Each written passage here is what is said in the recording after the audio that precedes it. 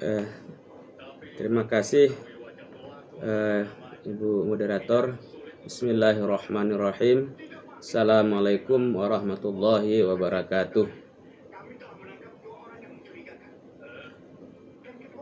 Alhamdulillahirabbil alamin. Wa bihi nasta'inu ala umuri dunya waddin.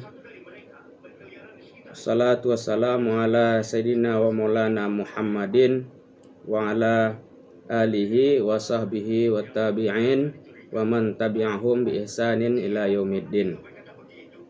Asyhadu an la ilaha illallah wa asyhadu anna Muhammadan abduhu wa rasuluh la nabiyya ba'dah, amma ba'd. Yang terhormat Bapak dosen pengampu mata kuliah Filsafat Pendidikan Islam, yang pertama Bapak Profesor Dr. Zulmukim, yang kedua Bapak Dr. Muhammad Kasim MA. Boleh minta izin Prof untuk share screen. Bapak-bapak, ibu-ibu yang saya muliakan, pada pagi ini saya akan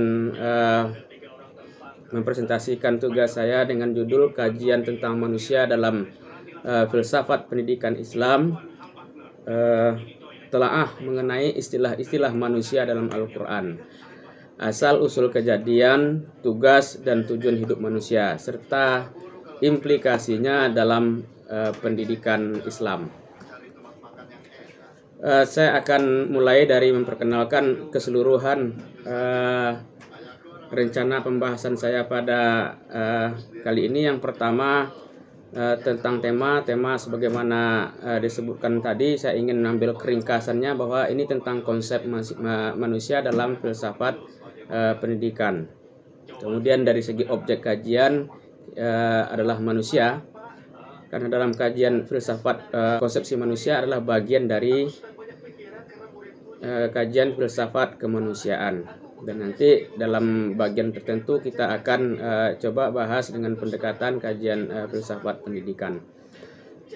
Kemudian yang ketiga, karena objek di sini adalah manusia dalam Al-Quran, maka yang akan menjadi sumber utama saya adalah Al-Quran, kemudian tafsir Al-Quran, kemudian literatur yang terkait dengan objek. Kemudian ruang lingkupnya yang akan dibahas di sini sebagaimana termuat dalam anak judul, itu konsepsi manusia yang dalam makalah tertulis tentang istilah-istilah terkait dengan tentang manusia, asal-usul manusia, tugas, tujuan hidup manusia, kemudian implikasinya terhadap pendidikan.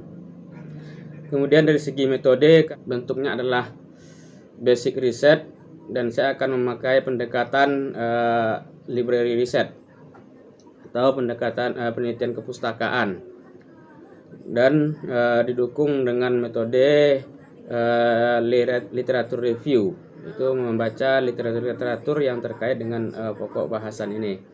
Kemudian output sebagaimana dijelaskan pada pertemuan pertama, mungkin untuk tahap pertama ini saya akan masih dalam bentuk makalah yang belum tersistematis dalam urutan artikel ilmiah yang sesuai untuk karakter jurnal, dan mungkin output akhirnya nanti mungkin artikel jurnal. Dan ini mohon saran dan bantuan dari bapak-bapak ibu semuanya nanti untuk mengembangkan ini menjadi artikel.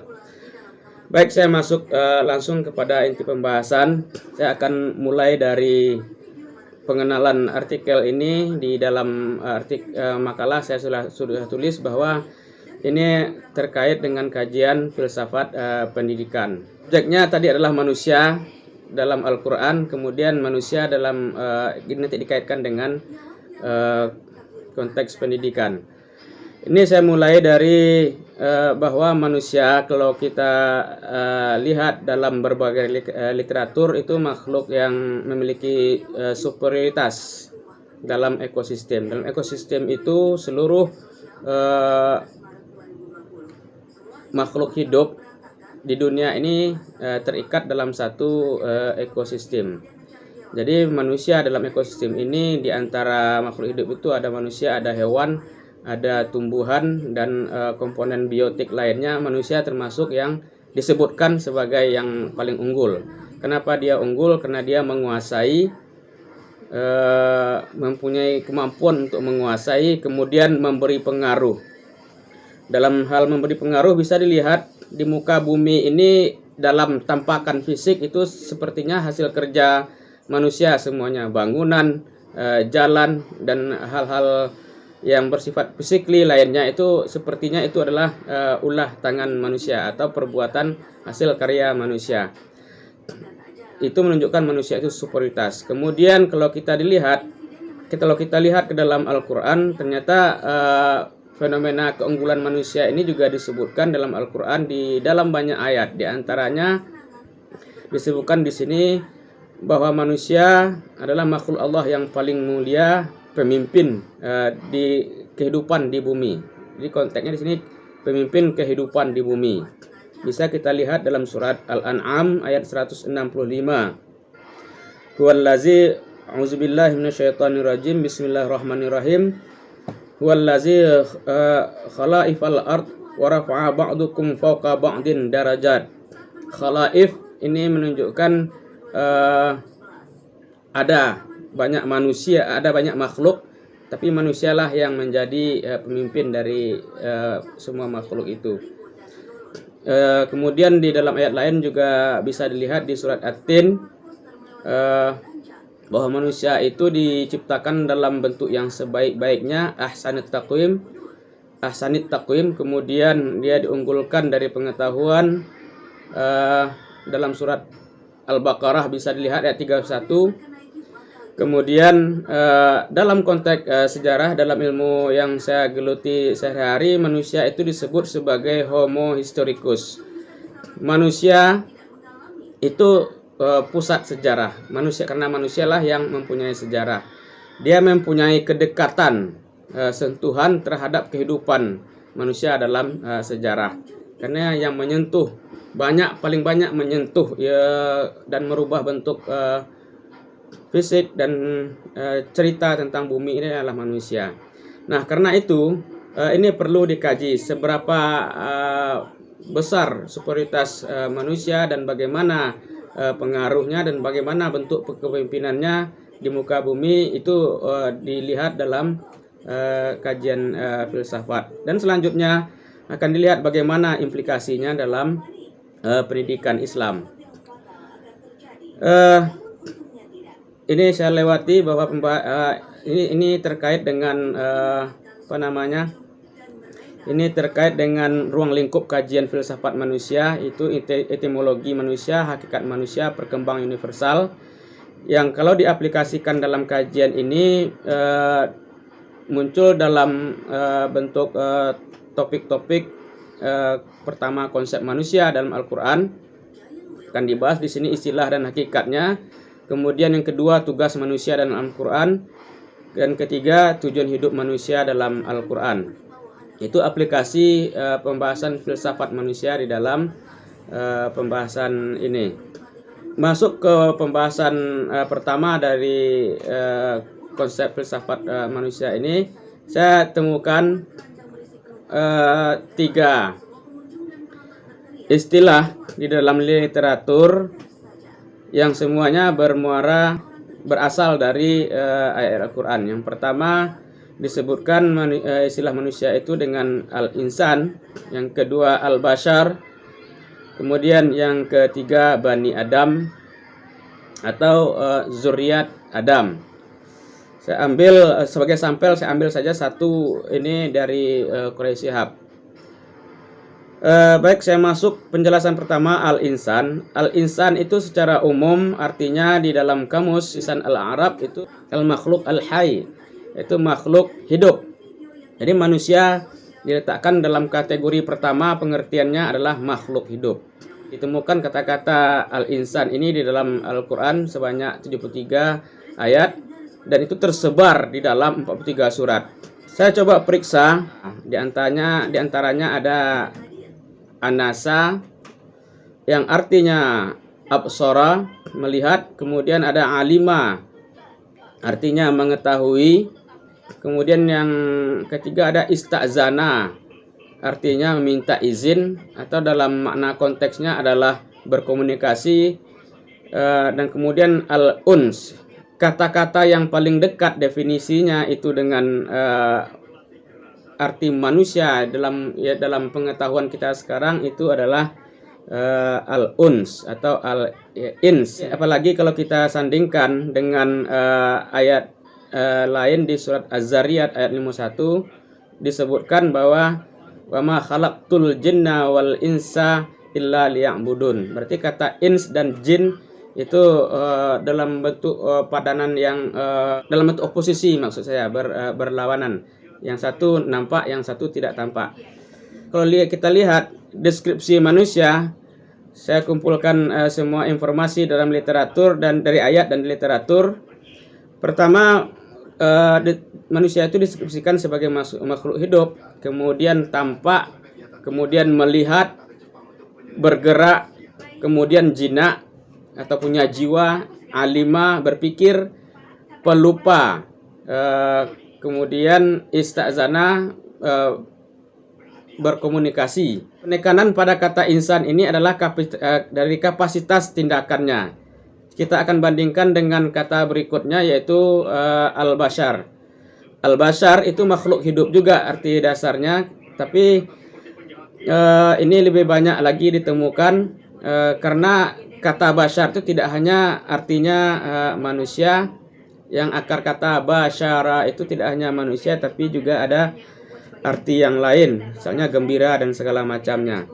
Nah, untuk al-insan ini penekannya, kalau kita lihat deskripsi fisiknya itu, deskripsi teknisnya, al-insan itu penekannya pada kapasitas tindakan. Kalau insan tadi dia sudah diciptakan dengan potensi dasarnya, akal dan pikiran, tapi ini kapasitas tindakan. Ada kebebasan berbuat dengan menggunakan seluruh potensi yang sudah dianugerahkan sejak awal penciptaannya.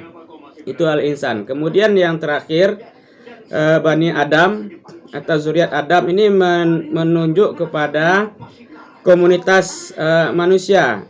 Ada Bani Adam itu menunjukkan manusia berikutnya setelah Adam, manusia pertama adalah keturunan atau anak cucu dari Adam. Nah, dari ketiga kata ini mungkin yang akan menjadi bagian dari kajian filsafat manusia itu adalah dua kata, al-insan dan al-bashar. Kemudian tugas manusia berdasarkan informasi ayat ada dua tugas manusia. Pertama, pemimpin di muka bumi, diambil dari kata khalifah. Khalifah sejatinya itu memiliki banyak pengertian, tetapi konotasinya itu semuanya mengarah kepada pemimpin. Apalagi kalau dikaitkan dengan informasi ayat. Karena salah satu cara untuk menyelesaikan perbedaan itu, misalnya di dalam akurasi memberikan metode, pertama kembalikan saja kepada teks aslinya. Apa tugas manusia? Khalifah. Teks aslinya ya khalifah. Dan kemudian yang kedua, boleh mengakomodir semua perbedaan dan perbedaan arti tersebut dengan cara ambil saja makna sesuai konteksnya, apa keperluannya. Karena itulah sejatinya fungsi dari Al-Quran, pedoman bagi kita. Kemudian tujuan hidupnya, secara umum ditemukan bahwa tujuan hidup manusia itu adalah beribadah. Wa ma khalaqtul jinna wal insa illa liya'budun. Saya ambil satu saja pendapat terdekat disampaikan oleh Prof. Mahmud Yunus dalam tafsirnya, tafsir Quran Karim tahun 85. Beliau mengatakan ini sebagai bentuk kontrak antara manusia, antara Khalik dengan makhluk. Inilah tujuannya. Khalik menyatakan tujuannya mengabdi, dan manusia mau tidak mau harus mengabdi. Maka relasi antara keduanya, antara Khalik dan makhluk, adalah dalam bentuk penghambaan atau peribadatan. Kemudian yang bagian terakhir, implikasinya terhadap pendidikan. Yang pertama, kalau kita tinjau dari segi istilah yang dikemukakan di atas, Ini terkait dengan pengembangan potensi manusia sebagai objek dan subjek pendidikan Islam. Kemudian yang kedua ditinjau dari asal-usul kejadian manusia, ini terkait dengan pendidikan yang berbasis nilai-nilai ketuhanan. Jadi pendidikan harus didesain dengan mempertimbangkan nilai-nilai ketuhanan. Kemudian yang ketiga ditinjau dari tugas dan tujuan hidup manusia. Ini terkait implikasinya terkait dengan penyelenggaraan pendidikan Islam sebagai penyempurnaan tugas dan tujuan hidup manusia. Itulah presentasi yang saya dapat sampaikan. Selanjutnya saya mohon tanggapan sekaligus saran dan koreksian demi kesempurnaan pembahasan ini. Saya kembalikan kepada moderator. Terima kasih. Assalamualaikum warahmatullahi wabarakatuh.